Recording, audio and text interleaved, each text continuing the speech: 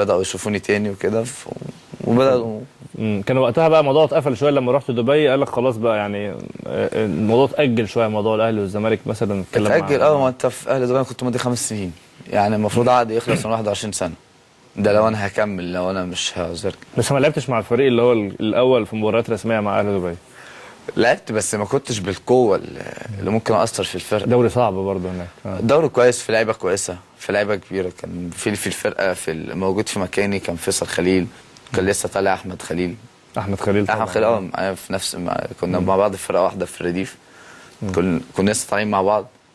وفيصل خليل طبعا كان مكتسح في الوقت دوت في الامارات. العمليه كانت مش سهله يعني. لا مش سهله، وانا صغير ما عنديش الخبره الكافيه ان انا ممكن هلعب درجه اولى، بس عاوز اللي يساعدني، عاوز اللي يبقى اللي يحتويك ويتبنى القصه بقى معاك، يصعد معاك واحده واحده يعني. بالظبط. ففي الوقت دوت انا زي مثلا لما جيت في الاهلي وانا 19 سنه. نادي الاهلي طبعا نادي اكبر نادي في افريقيا. لعيبه ما شاء الله مش هينفع نتكلم اسمائهم لان اسمائهم معروفه سابقا. طبعا واسمائهم بس مجرد ما بتقال بتغني عن اي تعرف عليهم. بالظبط. انا لما العب في وسط لعيبه زي ديت في النادي الاهلي لازم هعلى. بالظبط صح. يعني اللعيبه دي هتشني تتمرن معاهم كل يوم وهيشيلوك وتتعلم منهم خبرات. الماتشات ما بعملش مجهود اكتر من ممكن اعمل مجهود اقل من اللي انا بعمله وتجيب اجوان وكل حاجه. الدنيا زي الفل، ماشيه الامور تمام. دي بترجع للحته الخبره برضو. فرقه بتشيلك برضو. وفرقه. انت هناك بداوا يكلموك في النادي الاهلي بقى، يعني مين اول واحد مثلا اتكلم معاك؟ وانا في دبي كان كابتن تامر طبعا نحاس. كان اتكلم معايا كتير قوي خلاله. وقعدت مع كابتن عادل كاي. قعدت معاه، وحتى قعدت معاه في البيت كمان، عنده في بيته. الناس برضو اللي كانوا يعني مشجعيني جدا ان انا نفسي العب في الاهلي برضو. وبعدها رحت لما لعبنا بقى في افريقيا مع منتخب. كان كابتن عادل كاي موجود في المدرج، بس ما اتكلمش معايا عشان برضو مع اللعيبه وما ينفعش. انا في المنتخب مش هينفع طبعا، مش وقت كلام انديه طبعا. ما ينفعش طبعا الموضوع ده. رجعت على طول من خلصنا البطوله، رجعت مصر ومضيت في الاهلي. مضيت في الاهلي. ما كانش فيه اختيار الزمالك ده؟ كان موجود الزمالك، كان في الزمالك والاهلي في الوقت دوت. وكان جاي لي، كان في واحد كان يعني مدير اعمال في دبي، هو فرنسي عايش في فرنسا. كان بيتكلم معايا في بلجيكا وكده، كان بيتكلم معايا في انطلاقه بلجيكي. فطبعا مفيش، انا كنت صغير جدا يعني ما عنديش الخبره ان انا ممكن. فانا كنت مبسوط قوي ان انا العب في النادي الاهلي. يعني انت اخترت الاهلي على اندرلخت؟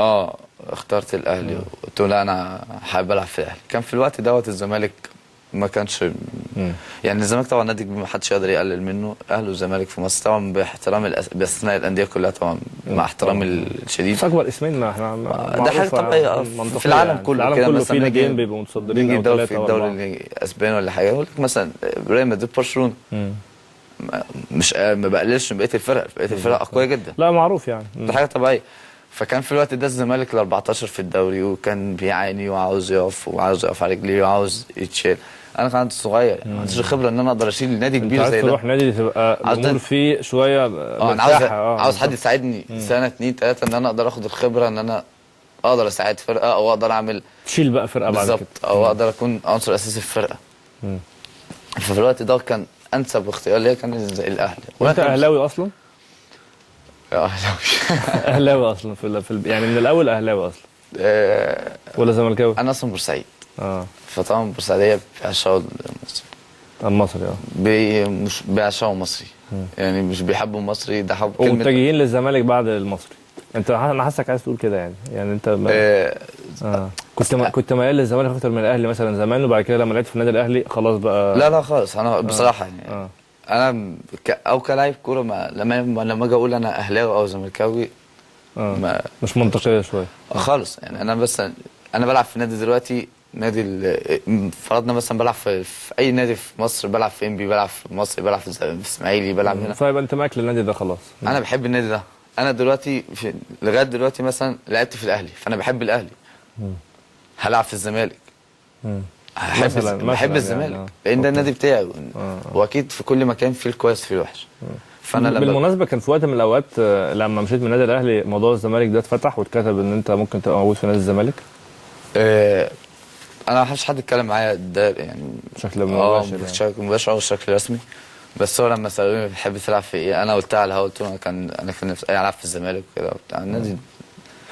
فلكن شكل فتح الكلام مباشر، لا انا ما كانش في كلام بيني وبين اي حد في الزمالك خالص. يعني عمره ما كان احتمال الا في الفتره الاولانيه بس اللي هي وانت صغير، لكن لما بعد كده عدى الموضوع ده ما كانش ما كانش فيه، ما فيش اي كلام خالص. بس هو لما تسال طب نفسك انت دلوقتي مشيت من يعني خلاص عادك مشيت من الاهلي، عاوز تلعب فين في مصر؟ اكتر نادي حابب تلعب فيه وبتاع، فقلت لهم قلت لهم انا اكتر نادي حابب العب فيه كان في الزمالك. كنت بتقول كده برضو شويه يعني نكايه في الاهلي خالص انا ما عنديش الموضوع ده خالص ولا بفكر فيه. انا مشيت من النادي الاهلي، استفدت من الاهلي، لعبت في الاهلي، استفدت فيه حاجات كتير. الناس ديت كان لهم فضل عليا طبعا. اتربيت قعدت في النادي الاهلي 3 سنين، دي حاجه مش قليله، حاجه كويسه جدا.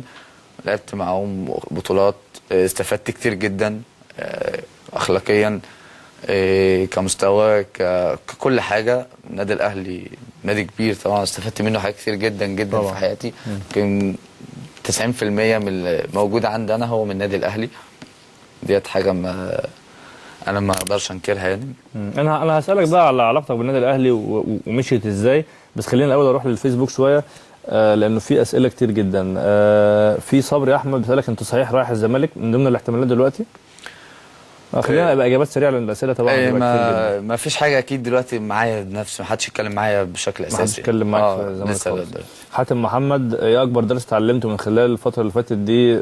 يعني ما كنتش ظاهر بشكل كبير، يعني اكبر درس اتعلمته او اكتر حاجه استفدت منها؟ اكتر حاجه استفدت منها ان انا مستقبلي وشغلي كلاعب كوره دول اهم حاجه في حياتي. تمام. لازم تكون دايما محافظ على مستواك ومحافظ على شكلك. ديت انا كانت غايبه عني، لكن النقطه ديت انا استفدت منها برضه هنتكلم فيها. محمد ربيع بيسالك انت لعيب كويس جدا بس اللي بيحترف في النادي ظاهر اعلاميا او يقعد في مصر احسن يكون ليه فرصه ويظهر المنتخب.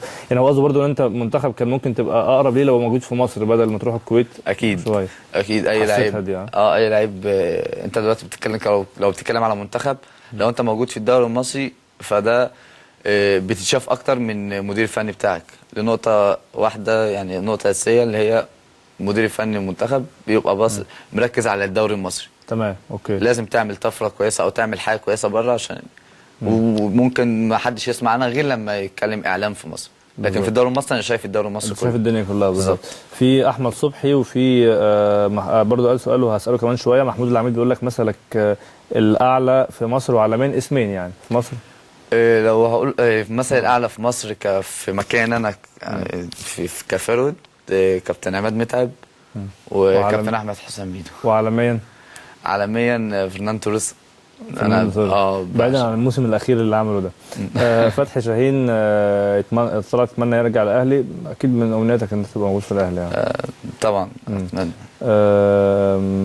مهاب العربي بيسلم عليك. عبده البيلي، تجربتك في الاهلي شايفها ازاي؟ دي هنتكلم فيها. في محمد بدوي بيسالك انه ما كانش متاكد انك لسه بتلعب كوره لانك اختفيت. فطبعا دي نقطه برضو كل ده نتكلم فيه من ناحيه ايجابيه مش ناحيه سلبيه خالص. طبعًا بالعكس طبعًا. يعني بيبو الاهلاوي، محمد ابو مسلم، كل دي اسئله احنا ردينا عليها. اسلام سمير، سندباد المصري، احمد مختار هتلعب في نادي ايه الفتره الجايه؟ بيقول لسه ما حسمش. عز الدين اسامه بيقول لك انت لعيب كويس جدا. محمد عبد الله بيقول لك انه كان متوقع انك تبرز اكتر من كده. احمد هدهد، ايمن محمد، كمال الشريف، وهشام سرور. خلينا نروح لفاصل، بعد الفاصل هنتكلم في الاسئله دي كلها وهنتكلم اكتر برضو عن علاقتك بالنادي الاهلي بعد الفاصل.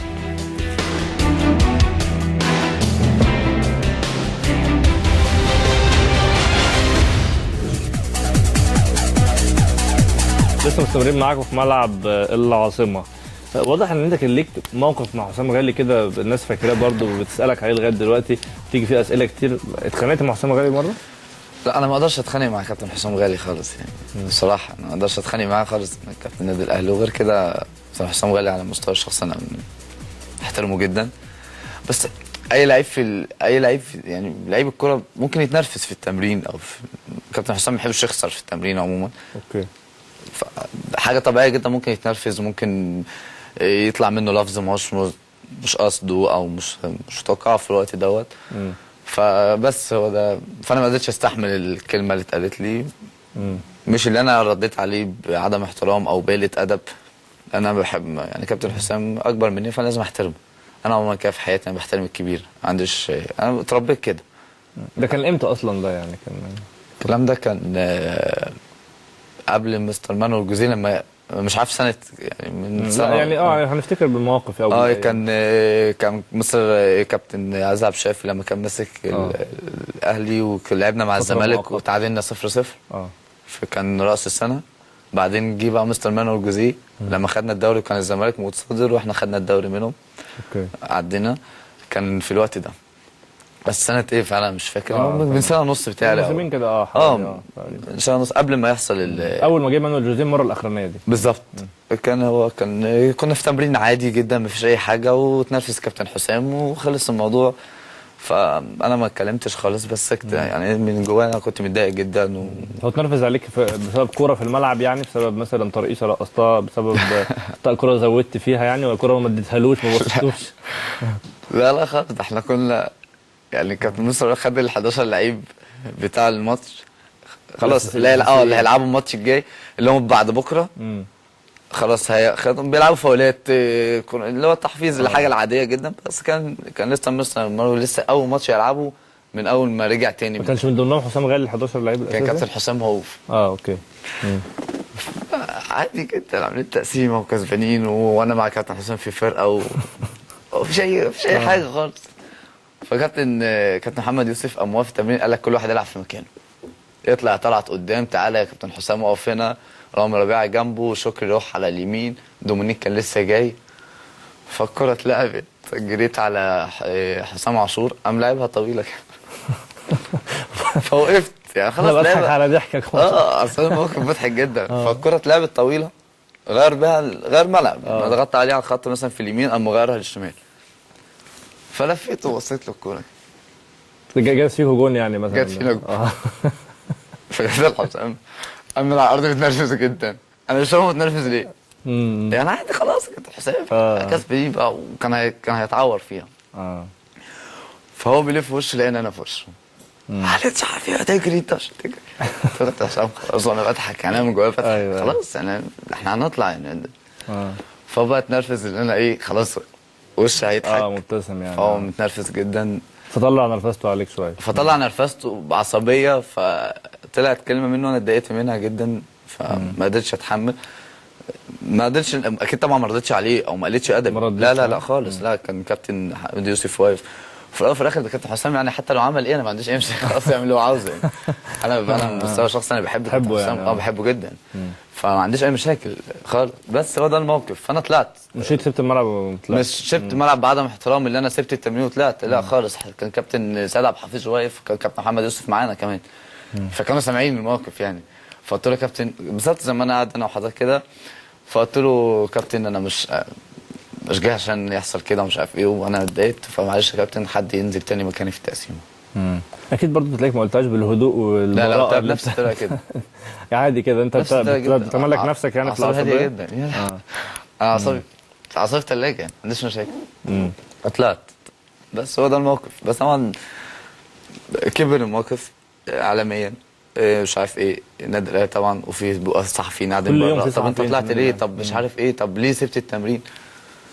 وطبعا انا لما طلعت موقف مع مين؟ حسام غالي. طبعا كابتن حسام اسم كبير. اسم يعني من الاسماء الكبيره في الكره المصريه وفي يعني مش قليل يعني. فطبعا موقف هيكبر اكتر غير لما تبقى موقف مع ناشئ او 2 لعيبه صغيرين مثلا. مفيش اي حاجه خلاص خلصنا. بس لكن في الاول وفي الاخر يا كابتن حسام انت تعمل اللي انت عاوزه. انا بقول لك هو الموقف ده اثر عليك بشكل عام بقى في علاقتك مثلا مانويل جوزيه؟ خد منك مشيت من الاهلي بقى خلاص فعلا. ده الموقف اللي خلص على كابتن مستر مانويل ما اعرفش ايه اللي وصل له او ايه اللي حصل او مين اللي اتكلم. يعني هي المشكله دي اللي انت بتحكيها بالشكل ده اللي يعني انت بتحكيها بشكل يعني